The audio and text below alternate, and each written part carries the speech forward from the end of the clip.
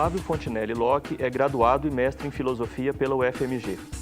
Durante seu mestrado, com bolsa da CAPES, fez estágio de pesquisa na Escola Prática de Altos Estudos em Paris. Publicou pela editora Loyola o livro Ceticismo e Religião no Início da Modernidade. Na obra, Flávio Fontinelli Locke estuda a retomada do ceticismo antigo no final do século XVI e início do século XVII, analisando a tentativa de conciliação entre a dúvida cética e a fé a partir da herança do ceticismo. Flávio Fontinelli Locke é professor na Universidade Federal de Itajubá. Seja bem-vindo, Flávio. Participe do Religare e você pode ajudar a fazer um programa ainda melhor. Acesse a página da TV Horizonte e nos encaminhe sua mensagem, dúvidas ou sugestões. O endereço é tvhorizonte.com.br/religare. Flávio, o que é um cético? Cético é uma pessoa que não acredita em nada? O pessoal aqui no estúdio também quer saber o que é isso. Do ponto de vista do senso comum, né, quando a gente usa a palavra normalmente, a gente usa nesse sentido, né? Cético é aquele que desacredita. Diz, eu sou cético, eu não acredito nisso. É muito comum algumas pessoas que são ateias dizerem, eu sou cético, como se isso também fosse um sinônimo de ateísmo. Mas, do ponto de vista filosófico, digamos assim, com um uso um pouco mais rigoroso da palavra, ao menos... Bem assim. Não é bem assim. Mas eu queria ainda... Porque às vezes a pessoa também é acusada de ser cético. Isso vira um motivo de acusação. Ainda também no senso comum. Não tem dúvida, não tem dúvida. Ah, você é um cético. Isso quer dizer que a pessoa... Tem um tom pejorativo, né? Exato. Tem um tom pejorativo a palavra, sobretudo quando é entendido como sinônimo de ateísmo, né? Ainda há um grande preconceito com relação ao ateísmo.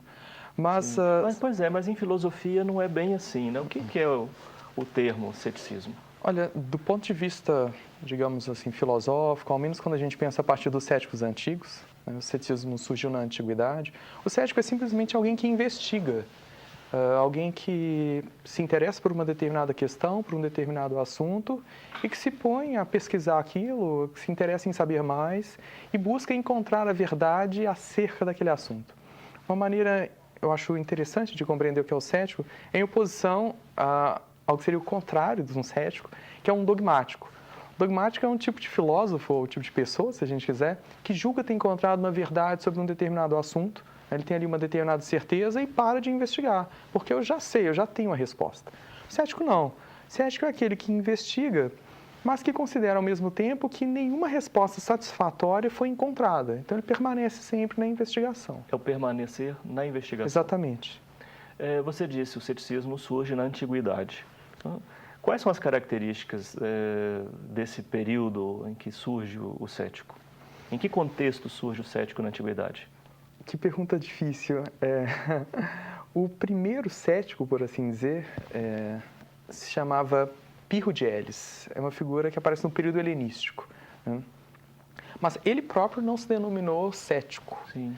São filósofos posteriores, e nesse caso o principal autor que a gente tem, chamado Sexto Empírico, que usa esse termo, né, cético, e denomina o Pirro de Elis como um expoente do ceticismo. Há uma outra corrente também do ceticismo na antiguidade, chamado ceticismo acadêmico, que surge curiosamente na Academia do Platão. Um tempo depois da morte do Platão, quando há uma espécie de guinada cética provocada por um filósofo chamado Arcesilau de Pitane. São essas duas grandes correntes do ceticismo na antiguidade. E o que caracteriza as duas, esse é o ponto mais importante, esse caráter investigativo. Nos dois casos, os filósofos se põem a investigar e julgam sempre em debate com as outras correntes filosóficas, que para eles sempre tem um caráter dogmático, que eles céticos ainda não encontraram a verdade, que os dogmáticos por isso se precipitam. Eles, quando acham que encontraram a verdade, na verdade não encontraram, não investigaram suficientemente.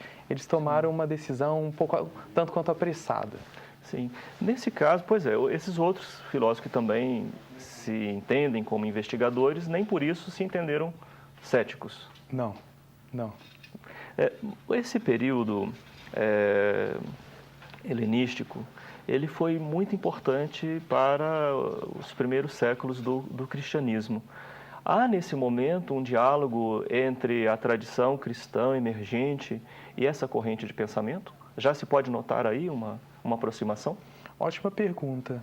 A gente, no caso do Cesto, por exemplo, Cesto empírico, a gente não sabe exatamente quando ele viveu, mas a gente estima que tenha sido em algum momento entre o segundo século e o terceiro século depois de Cristo.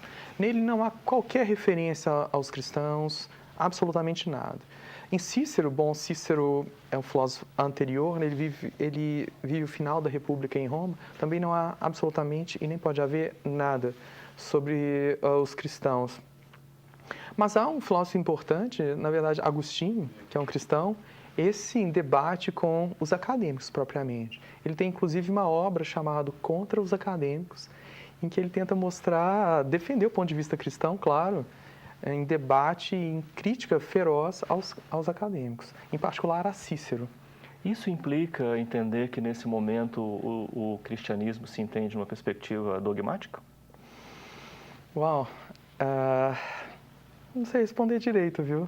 Eu tendo a pensar que sim, se a gente pensa que o cristão considera ter alcançado alguma verdade. Nesse sentido, ao menos do ponto de vista dos céticos, ele não deixa de ser um dogmático. Ele considera que é algo que é inquestionável, que é absolutamente seguro. Sim. Essa questão do estar sempre na pesquisa, estar sempre no processo de investigação, não torna o ceticismo, ou não favoreceu essa visão comum de que o ceticismo ele é mais frágil do que outras tendências de pensamento? Que legal essa pergunta. Talvez sim, a tradição... Pelo fato dele não propor a segurança em torno da verdade, mas o estar aberto e na investigação constante.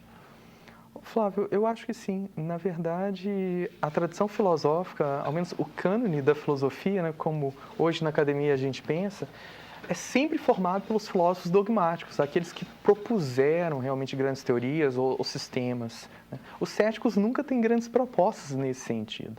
Eles são críticos, normalmente, desses grandes sistemas e, em alguma medida, tentam derrubá-los, etc., e não propõem absolutamente nada. Então, se a gente pensa que o interesse dominante é encontrar uma verdade, ter algum tipo de resposta, alguma teoria que se pretenda segura, isso acaba deixando o ceticismo mesmo em segundo plano. Falando, não, peraí, o que vocês dizem sobre o mundo? Olha, a rigor, o cético não diz nada. O discurso é sempre uma crítica de algo que foi dito. Sim.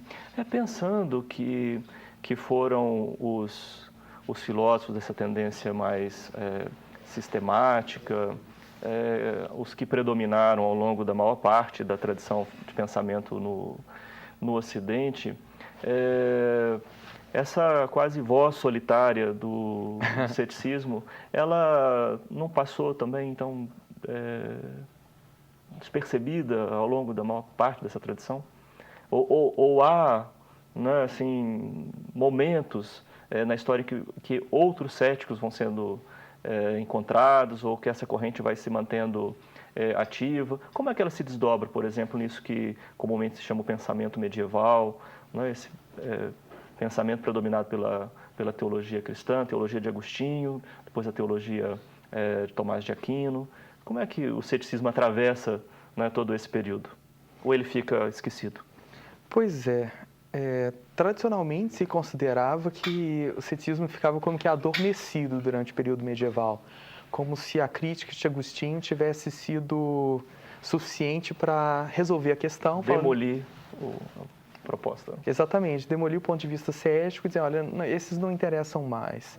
Mas a historiografia contemporânea mostra, na verdade, que há sim filósofos bastante, digamos assim, críticos do saber ao longo desse período e que mesmo os autores céticos, o Cesto e o Cícero, que têm obras céticas, permaneceram de algum modo ao longo do período medieval. Os autores que fazem trabalho muito sofisticado, estudam manuscritos, presença de manuscritos na Europa, mostram que há muito mais manuscritos de Cesto do que a gente imaginava há alguns anos. Né? A historiografia filosófica contemporânea tende a reabilitar muito do que se passou nesse período. Mas é um trabalho que está ainda por ser feito na maior parte. Sim, o fato da gente ver a maior predominância dessas correntes não impediu, então, o desdobramento, o desenvolvimento do pensamento cético ao longo desse período. Não. Houve, é claro que era minoritário no período medieval, mas existia, né? E no começo da modernidade, é aí então que a coisa explode. É o que nós vamos falar daqui a pouco no segundo bloco. O Religare de hoje conversa com Flávio Fontinelli Locke sobre ceticismo e religião. Nós vamos para um breve intervalo e voltamos já.